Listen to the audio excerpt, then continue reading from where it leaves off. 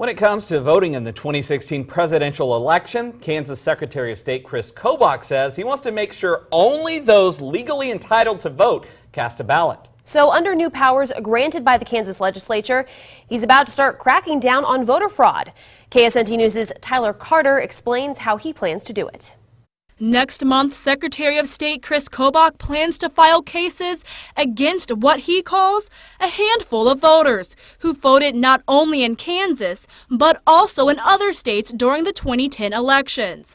Last week, he told us it's simple to do. It's actually not that difficult to vote in two different counties in Kansas if you register in both counties before the election, or to vote in two different states. He says the cases go as far back as 2010.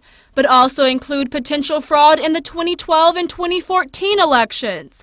A handful of fraudulent votes, he says, can mean the difference of a coin toss or card drawn in determining the winner of an election. Once people hear that, hey, somebody voted twice and got hit with a $2,000 fine, I think then people will say, yeah, I know I can get away with it, but it's not worth it. They're going to catch me after the election. The cases Kobach plans to file in September and October are the first cases since the Kansas legislature gave Kobach the power to prosecute voter fraud.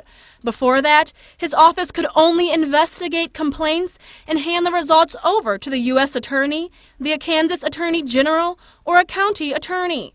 He says the cases were rarely prosecuted, often due to lack of time.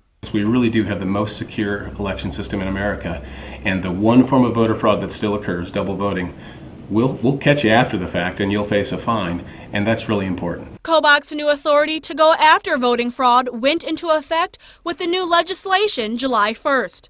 Tyler Carter, KSNT News. The first criminal filings are expected the middle of next month. State Democrats worry Kobach will simply pursue unnecessary prosecutions.